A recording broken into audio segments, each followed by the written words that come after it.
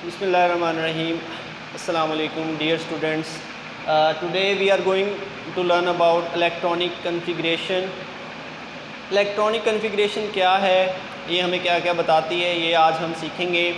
Electronic configuration असल में atom के अंदर मौजूद इलेक्ट्रॉन्स की लोकेशंस हैं जो हमें बताती है कि इलेक्ट्रॉन्स जो हैं किस किस शेल में कितने कितने मौजूद होते हैं, और शेल्स के अंदर भी और सब शेल्स हमारे पास मौजूद होते हैं, उनके बारे में हमें बताएगा। और number of electrons different shells में और डिफरेंट सब शेल्स में हमें बताएगा। और उसके अलावा हमें ये भी बताएंगे जो कि हमारे पास शेल्स हैं डिफरेंट, उनकी एनर्जीज़ में कैसे डिफरेंस होता है। तो आज इसको स्टार्ट करने जा रहे हैं जी। इलेक्ट्रॉनिक कन्फिग्रेशन हमारे पास सबसे पहले हम एक एटम का स्ट्रक्चर ड्रा करेंगे जी। सेंटर में हमारे पास होता है न्यूक्लियस, उसके बाद पहला शेल,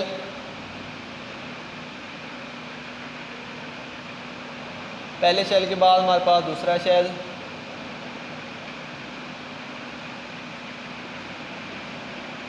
फिर हमारे पास तीसरा शेल होता है जी, और लास्ट पे चौथा शेल। यहाँ पे 4 शेल्स के बारे में आज हमने पढ़ना है जी। अब यहाँ पे जो इलेक्ट्रॉनिक कन्फिग्रेशन है उसके रूल्स के मुताबिक सेंटर वाला जो है हमारे पास वो होता है न्यूक्लियस। न्यूक्लियस के बाद जो पहला शेल है वो हमारे पास होता है जी के, दूसरा शेल हमारे पास होता है एल, तीसरा शेल होता है हमारे पास एम, और चौथा शेल होता है हमारे पास एन। ये 4 तरह के शेल है जी, के एल एम एन, ठीक है। ये 4 हमारे पास होते हैं शेल। अगर नंबरिंग में देखा जाए तो पहला N1 होता है जी, दूसरा हमारे पास N2 होता है, तीसरा N3 होता है, और चौथा हमारे पास N4 होता है। यहाँ पे जो N है इसको प्रिंसिपल क्वांटम नंबर भी कहते हैं, प्रिंसिपल क्वांटम नंबर, या सिंपल आप ये कहें कि शेल नंबर इसे कहते हैं, ठीक है। तो ये जो हमारे पास है जी स्ट्रक्चर है एटम का। एटम के स्ट्रक्चर के बाद हमने ये सीखा कि एटम के सेंटर में न्यूक्लियस होता है, उसके बाद उसके गिर्द मैंने 4 शेल बनाए। पहले शेल का नाम के है, दूसरे का नाम एल है, तीसरा एम और चौथा एन। उसके बाद अगर नंबरिंग के लिहाज से पहला shell n=1, n=2, n=3 and n=4। उसके बाद हम बात करते हैं उनमें मौजूद मैक्सिमम इलेक्ट्रॉन्स की। अगर आप के शेल की बात करें तो के शेल हमारे पास, उसमें मैक्सिमम इलेक्ट्रॉन्स हमारे पास होते हैं जी 2 मैक्स इलेक्ट्रॉन्स। इसमें कितने होंगे, ज़्यादा से ज़्यादा 2 होते हैं जी इसमें मैक्सिमम इलेक्ट्रॉन्स। उसके बाद एनर्जी इसकी बात करें कि इसकी एनर्जी कैसी होती है, एनर्जी हमारे पास होती है जी लोवेस्ट एनर्जी, सबसे कम इसकी एनर्जी होती है। हमने नील बोहर एटॉमिक मॉडल में ये सीखा था कि जो हमारे पास न्यूक्लियस के करीब शेल्स होते हैं उनकी एनर्जी कम होती है, और जैसे न्यूक्लियस से दूर जाते हैं शेल्स तो उनकी एनर्जी ज़्यादा होती जाती है। तो सबसे कम एनर्जी यहाँ पे हमारे पास के शेल की होती है। उसके बाद के शेल में इलेक्ट्रॉन्स 2 आते हैं जी, और एनर्जी इसकी सबसे लोअर है। उसके बाद सब शेल इसका कौन सा है जी हमारे पास, सब शेल हमारे पास इसका है जी एस, एक सिंपल सब शेल है, एस सब शेल जिसे हम कहते हैं। तो ये बात होगी हमारे पास के शेल की। उसके बाद दूसरी बात करते हैं हम हमारे पास एल शेल की, कि एल शेल क्या करता है जी। एल शेल में हमारे पास मैक्स इलेक्ट्रॉन्स, ज़्यादा से ज़्यादा इलेक्ट्रॉन्स जो हैं, दूसरा जो शेल होता है हमारे पास उसमें मैक्स इलेक्ट्रॉन 8 होते हैं, ठीक है। उसके बाद उसकी एनर्जी क्या होती है, मोर देन के से ज़्यादा होती है, ठीक है। ये नहीं हम कह रहे कि बहुत ज़्यादा होती है, हम ये कह रहे हैं कि के से ज़्यादा होती है। हम कंपैरिजन कर रहे हैं, सबसे कम एनर्जी के शेल की, उससे ज़्यादा एल शेल की, उससे ज़्यादा एम की, और सबसे ज़्यादा एन शेल की एनर्जी हमारे पास होती है। और उसके बाद सब शेल की बात करते हैं। इसके सब शेल हमारे पास 2 होते हैं जी, एक होता है एस और एक होता है पी। उसके बाद आगे आ जाए, हमारे पास तीसरा शेल है हमारा जी एम शेल। एम शेल के अंदर हम देखते हैं मैक्सिमम इलेक्ट्रॉन्स कितने होते हैं, मैक्सिमम इलेक्ट्रॉन्स 18 होते हैं जी एम शेल में। अब एम शेल में मैक्सिमम इलेक्ट्रॉन हमारे पास 18 है। उसके बाद एनर्जी की बात करते हैं, मोर देन एल, एल से ज़्यादा होगी। उसके बाद सब शेल्स की बात करते हैं, तो इसके 3 सब शेल होते हैं जी, एस, पी और डी। और लास्ट में हमारे पास एम शेल, एन शेल आता है जी। एन शेल के बारे में तो मैक्स इलेक्ट्रॉन इसमें होते हैं जी 32 और एनर्जी हमारे पास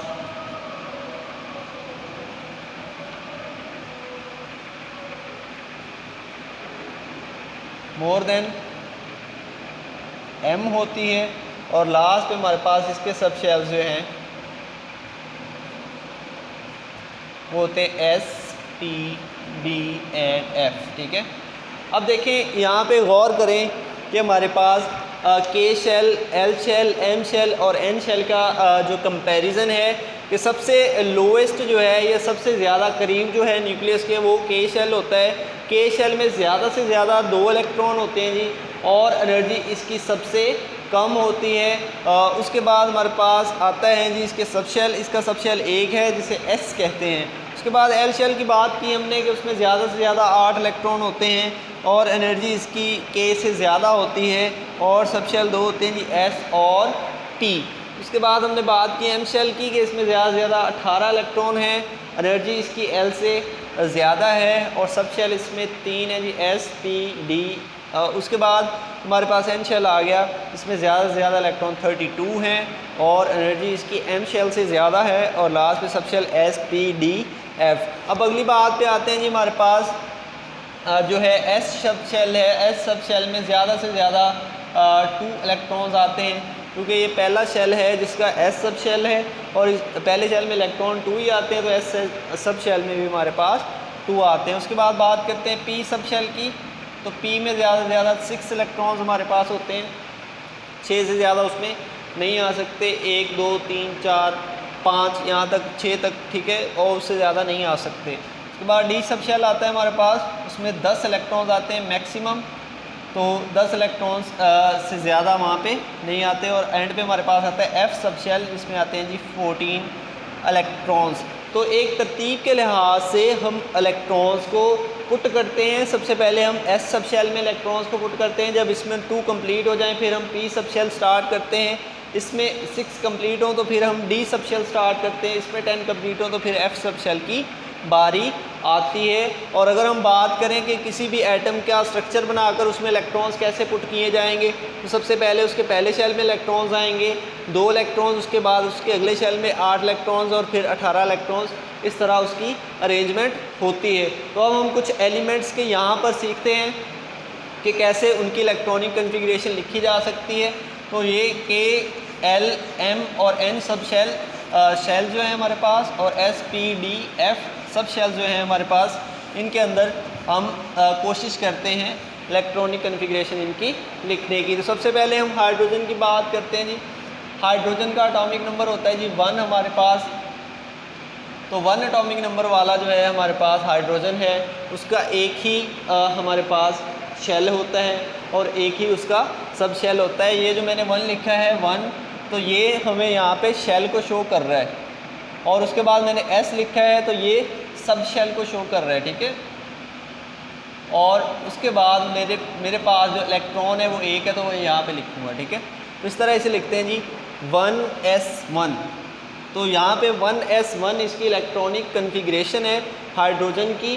तो यहाँ पे पहला 1 जो है वो हमारे पास शेल को शो कर रहा है कि कौन सा शेल है, पहला शेल।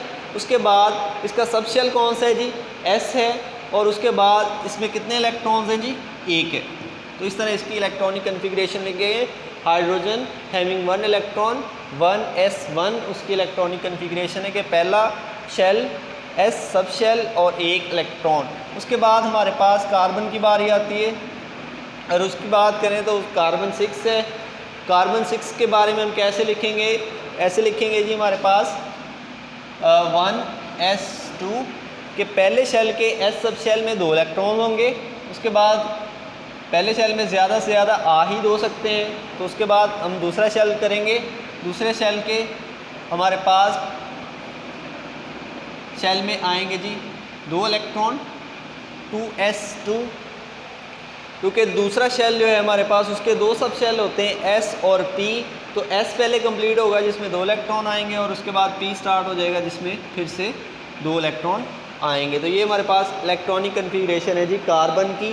1s2 पहले शेल के s सब शेल में 2 इलेक्ट्रॉन और दूसरे शेल के s सब शेल में 2 इलेक्ट्रॉन और दूसरे शेल के p सब शेल में 2 इलेक्ट्रॉन। तो दूसरे के हमारे पास 2 सब शेल होते हैं जो बात मैंने पहले की s और p। उसके बाद आ जाए हमारे पास nitrogen 1s2 2s2 2p3, s में 2 आने, 2 से ज़्यादा नहीं आने हम बात कर रहे हैं। उसके बाद हमारे पास आ जाती है ऑक्सीजन 1s2 2s2 2p4। उसके बाद हमारे पास आ जाती है फ्लोरीन। फ्लोरीन यहाँ में हमारे पास है जी 1s2 2s2 2p5। उसके बाद हमारे पास आती है हीलियम, सॉरी हमारे पास आती है जी neon. Helium 2 atomic number, neon आती है जी। नियॉन का क्या है जी 1s2 2s2 और 2p6, ठीक है। ये हमारे पास आ गया जी 1s2 2s2 2p6। अब ये जो है p सब शेल यहाँ पे हमारे पास कंप्लीट हो चुका है। अब यहाँ पे अगर हम बात करें सोडियम की, सोडियम का एटॉमिक नंबर होता है 11, तो उसमें 11 इलेक्ट्रॉन होंगे। 1s2 2 इलेक्ट्रॉन हो गए, 2s2 4 हो गए, 2p6 10 हो गए, तो यहाँ पे आएगा 3s1। अब यहाँ पे गौर करें, जैसे ही p में 6 इलेक्ट्रॉन कंप्लीट हुए तो तीसरा शेल शुरू हो गया है, इसके सब शेल में 1 इलेक्ट्रॉन आएगा। अगर आप गौर करें तो हम इलेक्ट्रॉनिक कन्फिग्रेशन कैसे लिखते हैं, हम हर शेल और उसके सब शेल में इलेक्ट्रॉन्स की तादाद को पूरा करते हैं। जब वो पूरी हो जाती है तो हमने नेक्स्ट शेल की बारी आती है और नेक्स्ट शेल के सब शेल्स की बारी आती है। जब हाइड्रोजन की बात की थी, पहला शेल पहला सब शेल और उसमें 1 इलेक्ट्रॉन था। तो कार्बन की बात की 1s2 2s2 2p2, ये दोनों कंप्लीट हैं क्योंकि s में मैक्सिमम 2 आते हैं, p में ही आ सकते हैं इलेक्ट्रॉन।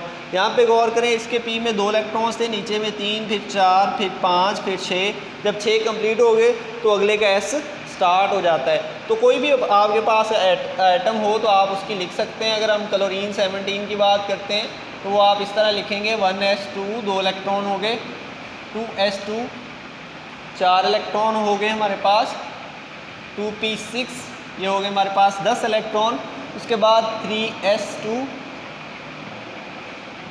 और 3p5। तो इस तरह इसकी इलेक्ट्रॉनिक कन्फिग्रेशन होती है हमारे पास क्लोरीन की, कि पहले शेल में 2, दूसरे शेल में ये 8 हैं, ठीक है। ये दूसरा शेल है, दूसरा 2 जो लिखा है 8 इलेक्ट्रॉन, और ये तीसरा शेल है जी 2 और 5 हमारे पास यहाँ पे इलेक्ट्रॉन हैं जी।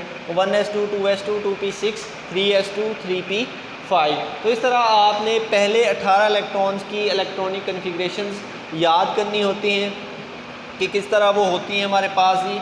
सबसे पहले हमारे पास 4 शेल्स की हमने यहाँ पे बात की, K L M N। उसके बाद हमने उनकी एनर्जी को कंपेयर किया कि K की एनर्जी सबसे कम है, वो न्यूक्लियस के करीब है, L की उससे ज़्यादा है, M की उससे ज़्यादा है और N की सबसे ज़्यादा है। जो K पहला शेल है और N लास्ट शेल है।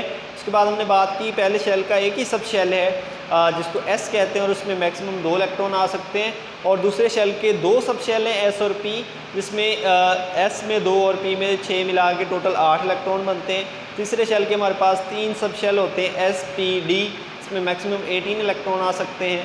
और चौथा शेल जो है हमारे पास वो होता है हमारे पास N शेल, और उसमें 4 सब शेल हैं S P D F। उसके बाद हमने इलेक्ट्रॉनिक कन्फिग्रेशन लिखने का रूल देखा है कि सबसे पहले जो लिखा होता है नंबर वो शेल को जो ज़ाहिर करता है, उसके बाद S P या D जो भी लिखा होता है वो सब शेल को, और ऊपर उसके जो लिखा होता है वो हमारे पास इलेक्ट्रॉन्स लिखे होते हैं कि इसमें कितने इलेक्ट्रॉन्स यहाँ पे मौजूद हैं। तो ये थी हमारी इलेक्ट्रॉनिक कन्फिग्रेशन। मिलते हैं अगले टॉपिक के साथ, अपना ख्याल रखिएगा, अल्लाह हाफिज़।